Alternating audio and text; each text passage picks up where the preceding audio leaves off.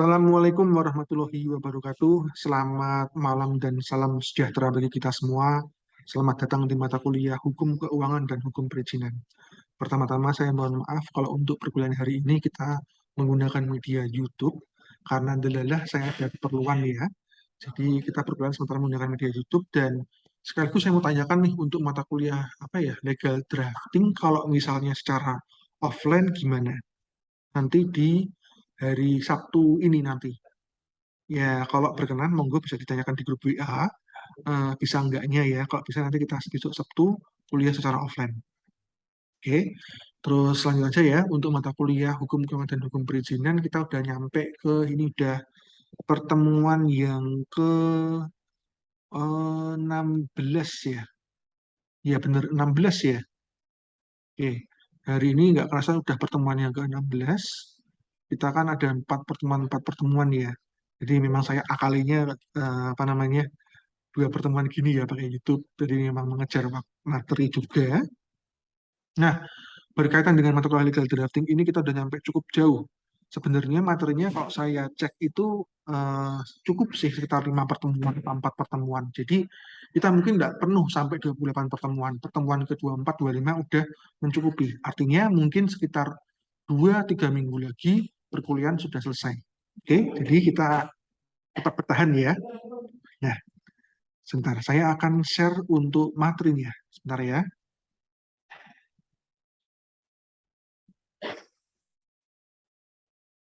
Hukum keuangan dan hukum perizinan.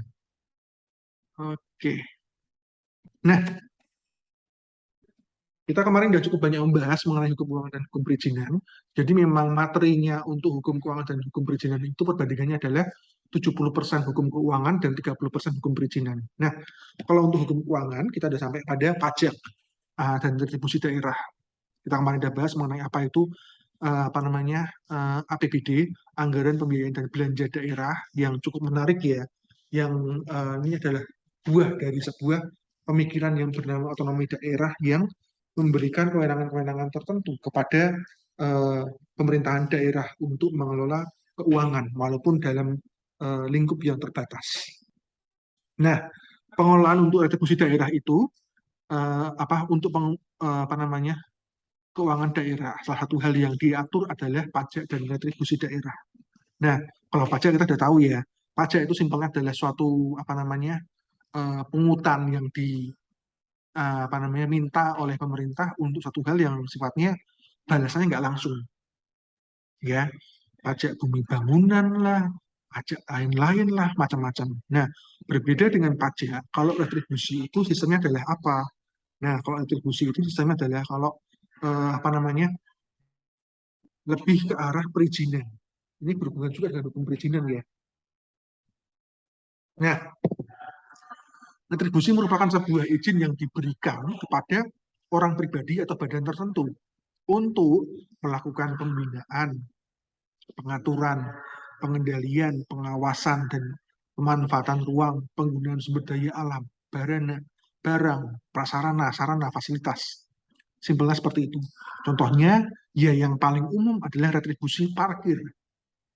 Ya, retribusi parkir di sini inilah yang membedakan antara pajak dengan retribusi. Kalau pajak manfaatnya tidak kita rasakan secara langsung, tapi kalau retribusi dapat kita rasakan secara langsung. Dalam hal ini ya ini kita bisa merasakan nih dengan parkir kita membayar sejumlah uang, maka motor kita dapat parkir di sana. Pertama, kedua, motor kita juga diawasi sama tukang parkir sehingga aman. Ini adalah retribusi. Dampak yang kita rasakan dapat dirasakan secara langsung. Berbeda dengan pajak ya berarti. Lanjut. Nah, kalau di undang-undang yang berhubungan dengan pajak daerah ada di nomor 28 tahun 2009. Terakhir saya dapat info sih. Terakhir yang saya pelajari yang 28 tahun 2009. Ya, dengan kalau pajak misalnya ya, itu ada yang pajak provinsi, pajak kabupaten dan kota yang kemarin udah pernah kita bahas. Ada biaya balik nama, biaya bahan bakar, air permukaan dan rokok. Terus kalau pajak kabupaten kota itu ada pajak hotel, restoran, hiburan, reklame dan penerangan jaya. Nah, seperti sebagaimana yang sudah kita lihat di sini ya, Kalau yang membedakan antara pajak provinsi dengan pajak kabupaten dan kota, ini lebih ke arah nominalnya sih kalau saya boleh bilang. Karena kalau misalnya kita bicara mengenai biaya balik nama kendaraan bermotor, tentu nominal yang dihasilkan lebih besar. Sehingga ini menjadi kewenangan pajak provinsi. Tapi lain halnya dengan yang ngeritik-ngeritik, kayak kota, kabupaten. Dan saya rasa pajak penerangan jalan ini juga contoh yang dapat terlihat ya, karena penerangan jalan itu kayaknya menjadi tanggung jawab dari pemerintahan kota setempat.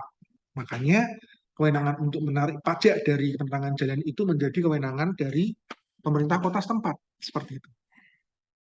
Ya, lanjut sekarang. Nah, kita sampai ke materi yang kita bahas, kita fokuskan pada pertemuan hari ini, yakni dana desa. Ini yang mau saya bahas secara mendalam. Dana desa itu apa sih? Simpelnya adalah dana desa adalah keuangan dana yang bersumber dari APBN, bukan APBD ya. Terus yang diperuntukkan bagi desa yang ditransfer melalui APBD, kabupaten atau kota. Ya, jadi ini sebenarnya nggak ada apa, bukan merupakan elemen APBD. Dia di luar APBD, cuman dia ikut ditransfer bareng APBD. Oke ya. Jadi kalau saya umpamakan mungkin alurnya seperti ini ya. Nah, APBD ini kan sumbernya dari ini nih, pendapatan dalam ini ya, daerah ya. Terus kemudian APBD ini yang dikelola sama pemerintah daerah, ini juga beberapa kan diberikan ke ini, beberapa persen diberikan ke APBN. Nah, terus APBN ini memberikan dana, dalam hal ini adalah dana desa. Jadi dana desa ini dana yang berada di luar APBD, yang dimasukkan ke dalam APBD untuk pembangunan khusus desa. Ya, ini ada dalam peraturan pemerintah PP nomor 60 tahun 2014 tentang dana desa. Ya, nah dia bersumber dari APBN ya, yang dialokasikan ke desa. Tujuannya untuk apa ya? Nah, jumlahnya ini bervariasi. Sekali lagi, kenapa bervariasi? Karena dia dihitung berdasarkan jumlah penduduk, angka kemiskinan di daerah tersebut, luas wilayah, dan tingkat kesulitan geografis desa. Semakin desa itu terpencil, semakin desa itu miskin, maka semakin besar anggaran desa yang diberikan. Ya, mekanisme untuk penyaluran dana desa terbagi menjadi dua. Yang pertama, transfer dari APBN, dalam hal ini RKUN ya, rekening kas umum negara, ke RKUD ya. Terus dari RKUD ke kas desa ya. Jadi kalau APBD itu dikelola sama pemerintah desa, pemerintah daerah. Tapi kalau ini kalau dana desa, dia langsung bukan dari APBD, tapi dia dari RKUN-nya itu, rekening kas umum negara, ditransfer ke RKUD, rekeningnya daerah. Ya, ini rekeningnya untuk APBD kasarannya. Terus dari RKUD ini ditransferlah baru ke kas desa. Nah, mekanismenya seperti itu, dan mekanisme ini juga sama dengan penggunaan uang pada umumnya ya. Nah, seperti ini misalnya, kita baca ya. Nah, pencairannya kayak gimana sih caranya? Nah, pertama, ini pencairan dana desa dilakukan bertahap dengan persentase tertentu yang telah ditetapkan. Ya, jadi ada beberapa persentasenya. Terus kemudian pencairan pertama diajukan oleh kepala desa kepada bupati melalui camat disertai dengan kelengkapan administrasi yang ditentukan. Ya, terus kemudian pencairan tahap kedua dilakukan setelah penggunaan pencairan pertama sudah dapat dipertanggungjawabkan baik secara administratif maupun secara hukum. Ya, terus setelah itu bisa dilihat ini lanjutnya kayak gimana. Tapi di sini sudah ada mekanisme check and balance. Jadi uang ini nggak lantas langsung ditransfer, tapi secara bertahap dan melalui pengawasan administratif yang tinggi. Nah, tapi ya namanya duit itu selalu bermasalah. Sekali lagi. Nah, di sini namanya desa ya, desa ini daerah terpencil, sehingga terkadang kalau kita bicara mengenai desa, seringkali pengawasannya kurang, sehingga mengakibatkan yaitu pengawasannya jadi sulit, sehingga ya menimbulkan banyak permasalahan tersendiri. Nah, oke, lanjut ya. Kalau dana desa itu diprioritaskan untuk apa sih? Ya, nah dana desa itu apa prioritaskan untuk eh, pos kesehatan desa atau Polindes ini untuk mendukung kesehatan warga desa.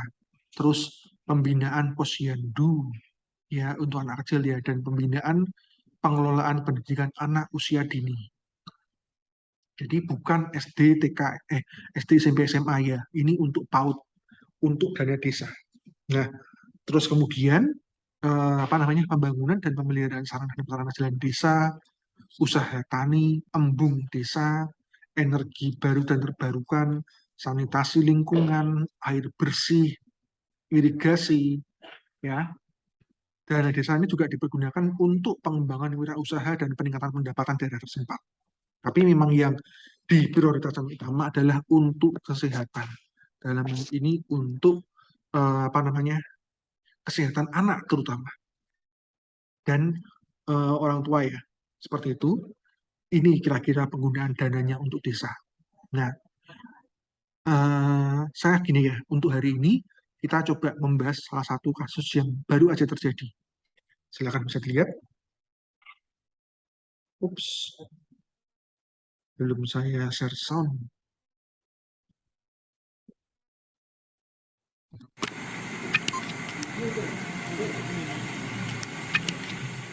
Syeda Ralun, mantan Kepala Desa Istiqomah Kecamatan Darul Hasanah, Kabupaten Aceh Tenggara, berinisial HJD, ditahan penyidik Kejaksaan Negeri atau Kejari Aceh Tenggara. Tersangka HJD ditahan setelah dilakukan pemeriksaan secara maraton selama 7 jam atau sejak pagi pukul 10 waktu Indonesia bagian Barat hingga pukul 16 waktu Indonesia bagian Barat di ruangan pidana khusus atau Pitsus Kejaksaan setempat. Kepala Kejaksaan Negeri atau Kajari Aceh Tenggara, Syaifullah, didampingi Kasih Pitsus, Dedet Darmadi, Kasih Intel, Saiful Bahri, dan Kasih BB dan BR Rivo saat konferensi pers pada Senin 7 November 2022 mengatakan, tersangka HJD, mantan Kepala Desa Istiqomah, ditahan di Lembaga Pemasyarakatan atau Lapas Kelas 2B Kutacane. Sebelum ditahan, penyidik Pitsus Kejari Aceh Tenggara telah melakukan pemeriksaan dan langsung ditetapkan sebagai tersangka atas penyelewengan dana desa yang dikelolanya pada tahun 2018 hingga 2019 atau selama 2 tahun berturut-turut. Penyidik Pitsus Kejari Aceh Tenggara telah menemukan alat bukti yang cukup kuat untuk menetapkan HJD sebagai tersangka korupsi dana desa. Alokasi dana desa atau ADD tahun 2018 sebesar Rp809.903.000 dan pada tahun 2019 sebesar Rp889.008.000 dengan total seluruhnya selama 2 tahun berturut-turut senilai Rp1,6 miliar. Tim auditor dari Inspektorat Aceh Tenggara menemukan kerugian keuangan negara hasil perhitungan sementara senilai Rp334.990.000. Sebelumnya dalam kasus ini, penyidik Kejari Aceh Tenggara telah memeriksa 13 orang saksi serta 1 orang sebagai saksi ahli. Atas perbuatannya, tersangka dijerat pasal 2 ayat 1 dan pasal 3 junto pasal 18 ayat 1 huruf A, B ayat 2, ayat 3 Undang-Undang Nomor 31 Tahun 1999 tentang Pemberantasan Tindak Pidana Korupsi, sebagaimana telah diubah dengan Undang-Undang Nomor 20 Tahun 2001 tentang perubahan Undang-Undang Nomor 31 Tahun 1999 tentang Pemberantasan Tindak Pidana Korupsi. Dari Aceh Tenggara, Asnawi Lui, Serambi On TV. Oke, cukup menarik ya. Kasusnya kejadiannya itu di Aceh. Ya, ada seorang kepala desa yang telah terbukti melakukan penyelewengan dana desa. Ya, dari total dana selama 2 tahun yang sekitar 1,6 triliun, 1,6 miliar, dia telah terbukti melakukan korupsi sebesar sekitar 300 jutaan. Ya, selengkapnya bisa kalian lihat di video tadi. Nah, tapi satu hal yang menarik di sini adalah apa sih? Fenomena ini kalau saya boleh bilang merupakan fenomena gunung es, ya.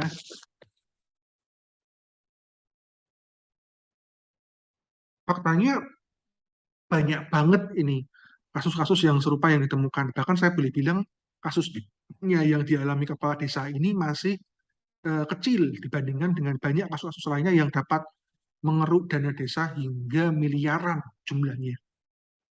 Nah, pertanyaan saya sederhana aja terkait perkuliahan hari ini ya yang nanti bisa teman-teman sekalian isi di Google Form, yakni adalah apa?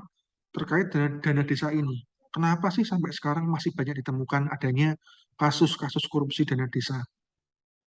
Ya, terus bagaimana supaya dana desa ini bisa dapat dimanfaatkan secara maksimal penggunaannya, supaya tidak bisa tepatnya diminimalisir korupsinya, supaya bisa benar-benar bermanfaat bagi dana desa, bisa bermanfaat bagi pengembangan desa, seperti itu ya. Analisa saya ya, ini berhubungan dengan kasusnya tadi ya. Jadi teman-teman sekalian, silahkan kalian kaji kasus yang saya share tadi, yang sudah kalian dengarkan tadi ya, terkait dananya itu kok bisa seperti itu, terus kemudian kenapa sih kepala desa ini bisa punya kesempatan untuk mengambil keuntungan sebesar itu, dan bagaimana solusinya. Ya, yang saya minta ini adalah apa? Silakan teman-teman sekalian cari solusi terhadap permasalahan ini. Bagaimana supaya dana desa, sebagaimana di kasusnya tadi ini, tidak sampai diselewengkan lagi. Ini biasanya kalau kasus-kasus kayak gini yang paling semangat Pak Kodrat nih. Monggo, Pak Kodrat atau mungkin Mas Yuan Dika dan teman-temannya ya, Bu Dwinita dan teman-teman ini, silahkan kalian kaji terkait hal ini. Ya, syukur-syukur kita bisa menemukan sebuah permasalahan, sebuah solusi yang bisa kita buat mungkin artikel ilmiah yang bisa kita ajukan ke lembaga yang berwenang ya, bisa kita kaji seperti itu. Oke, ya ini untuk pertanyaan di pertemuan hari ini. Silakan diingat-ingat terus kemudian kalian catat ya. Oke, lanjut ya. Nah, kita kita melanjutkan lagi materi. Nah, terus terkait melanjutkan masalahan tadi ya, terkait pertanyaan berapa sih jumlahnya yang diserahkan ke ini desa. Nah, menurut data dari kompas.com, berapa sih total dana TKDD, transfer dana daerah dan dana desa yang diberikan ya ke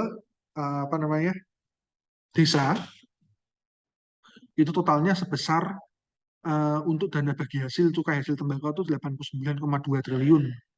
Terus dana alokasi umum itu sebesar 401 triliun. Dana alokasi khusus fisik ya itu sebesar 62,4 triliun. Dana alokasi khusus non fisik sebesar 123,5 triliun. Ini untuk BOS, tunjangan profesi guru, BOK dan lain-lain. Terus dana otsus itu adalah otonomi khusus ya, ini untuk daerah-daerah seperti DIY dan lain-lain yang besarnya cuma sekitar 21,1 triliun ya, sama dana insentif daerah ya ini ya.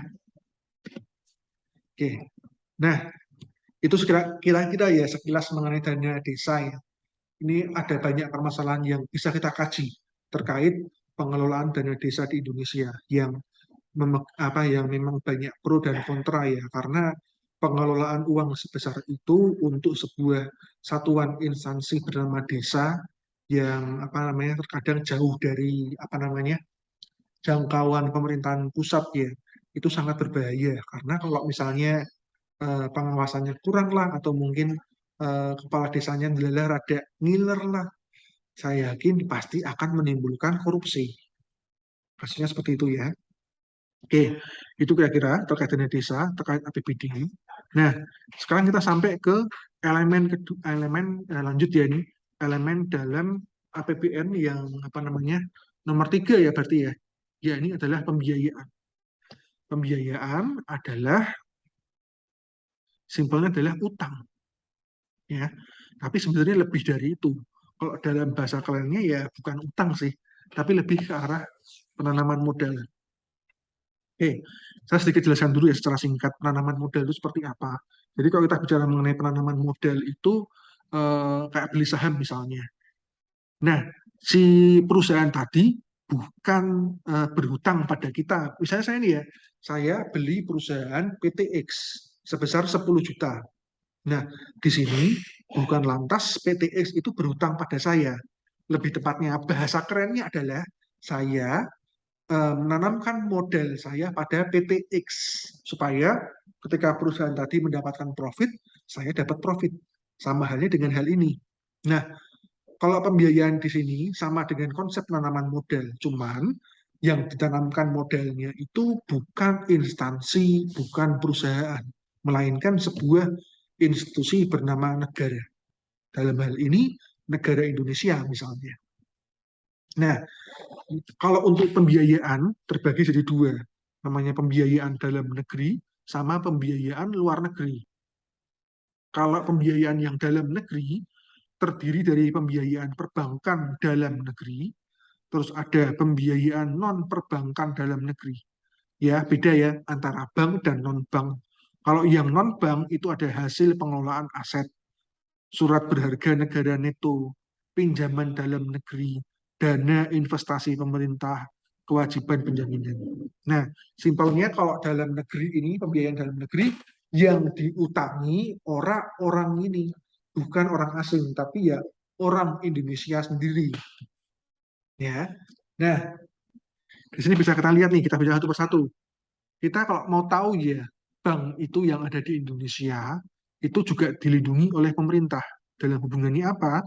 Kalau bank ini ya pada dasarnya kayak kasusnya Bank Senturi lah. Pemerintah punya andil karena memang bank itu adalah instrumen pemerintah untuk melakukan social engineering pada masyarakat. Sehingga kalau misalnya masyarakat ini sampai kehilangan bank, kayak kasusnya Senturi kemarin, bisa kolaps nanti perekonomiannya negara. Maka negara ini nggak sungkan-sungkan untuk melakukan yang namanya bailout atau bahasa kerennya adalah nyuntik dana mentah ke bank tadi yang walaupun berisiko tapi seenggaknya dengan menyuntikkan dana tadi orang-orang jadi percaya sama bank ya karena memang simpelnya sih konsep bernama bank itu sangat rapuh ya karena uang yang kita simpan di bank itu pada dasarnya diputar sama pihak bank supaya bisa dapat profit tapi negara juga dapat profit dari itu sehingga ya win-win solution. Jadi kita juga sebagai nasabah selain satu merasa uang kita aman di sana, kedua juga kita dapat profit dalam bentuk bunga. Ya, nah kalau yang non perbankan ini adalah sumber pemasukan negara dengan cara ngutang tadi, bukan dengan cara penanaman modal, dengan cara misalnya pengelolaan aset, ya aset-aset yang ada dikelola, terus juga dimanfaatkan untuk bisa mendapatkan profit seperti mungkin kayak apa namanya aset-aset BUMN, BUMN ya, kayak misalnya mungkin Damri dan lain-lain yang dipakai untuk ngulik duit ya BUMN sehingga mendapatkan duit. Kok itu malah hasil pengelolaan aset, mohon maaf ya. Nah, itu untuk utang untuk ini ya pengelolaan aset ya, mohon maaf. Jadi kayak misalnya untuk maintenance kereta api itu juga itu dananya dari ini minjem ya. Terus juga surat berharga negara itu dari apa namanya saham negara ya. Terus pinjaman dalam negeri, dana investasi pemerintah, kewajiban penjaminan. Nah, seperti itu. Nah, kalau untuk pembiayaan luar negeri itu terdiri dari pinjaman program dan pinjaman proyek. Ini adalah pinjaman yang diberikan negara lain kepada negara Indonesia. Ya, kalau pinjaman program itu lebih ke arah jasa, kayak mungkin pelatihan-pelatihan dan lain-lain yang memang membutuhkan biaya. Cuma di sini dari negara luar memberikan syarat ini, memberikan kasarnya kayak menanam modal dalam bentuk itu ke Indonesia.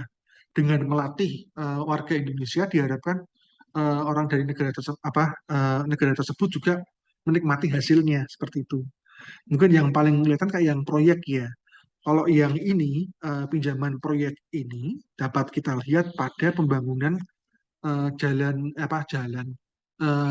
ini jalur stasiun jalur kereta cepat Jakarta Bandung itu pinjaman proyek sekali lagi. Itu adalah penanaman modal yang dilakukan oleh China terhadap Indonesia. Jumlahnya gede. Orang-orang mungkin bilang, wah ini apa namanya kita ini ngutang lagi sama Cina. Padahal yang harusnya kita tahu, ya ini udah diterapkan sebenarnya pada apa namanya sistem ekonomi makro ya. Kita harus bisa membedakan mana yang utang, mana yang penanaman modal.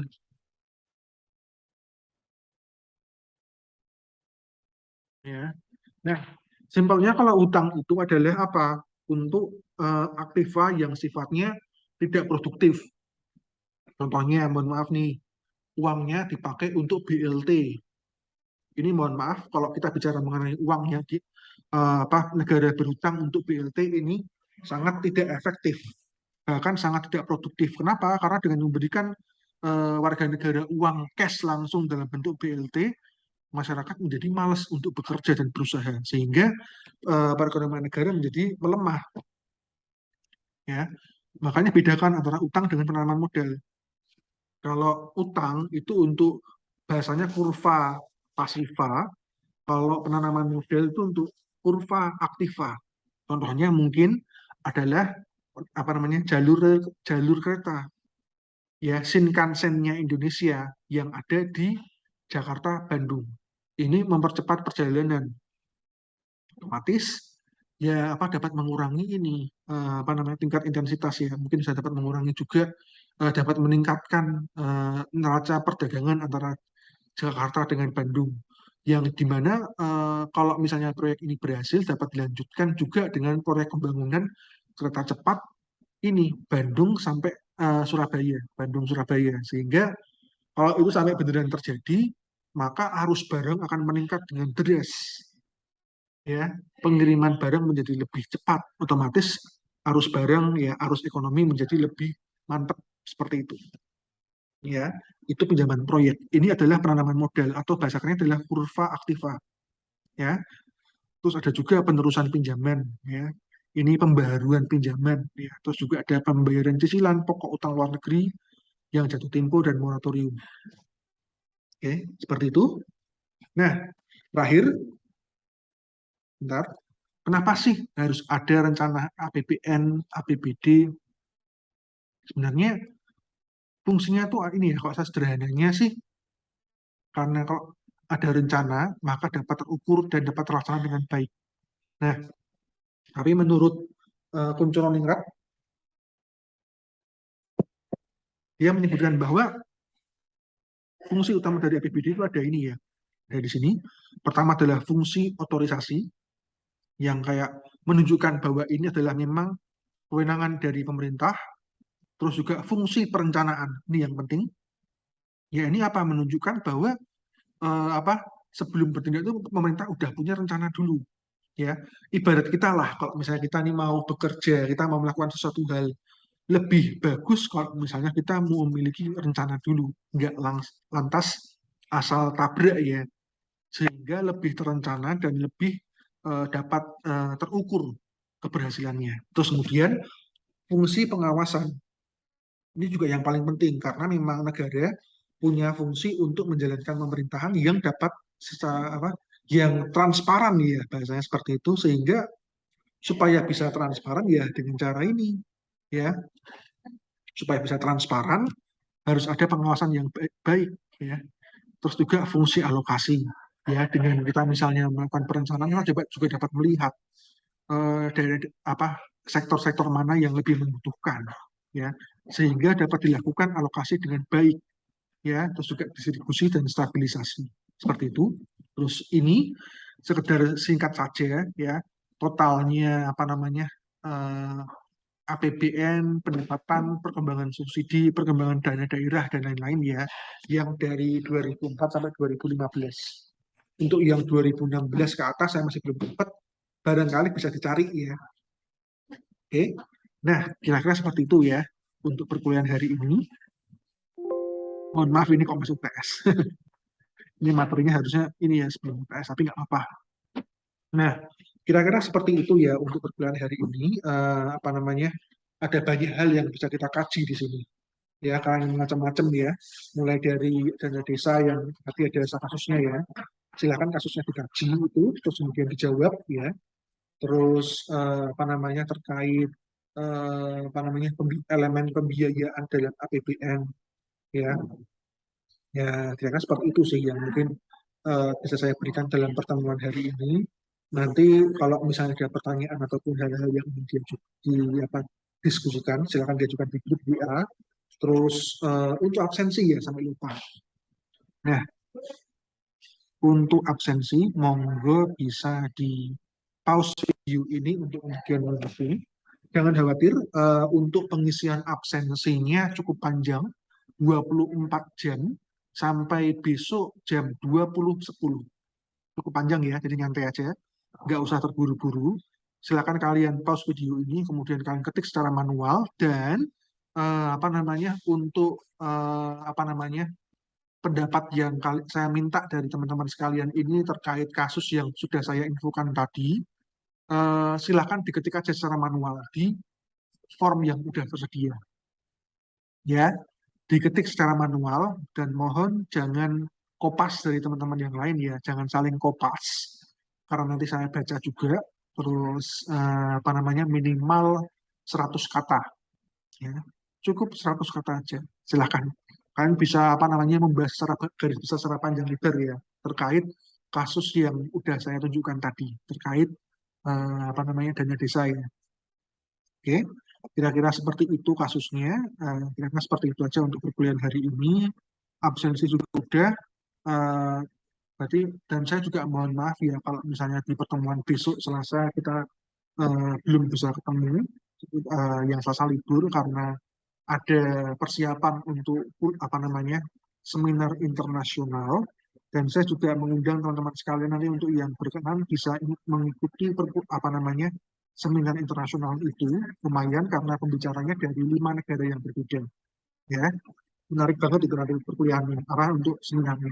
Oke, saya rasa seperti itu saja untuk perkuliahan hari ini. Saya mohon maaf yang sebesar-besarnya kalau ada kesalahan kata-kata ataupun teknis yang kurang berkenan. Sampai jumpa di pertemuan depan.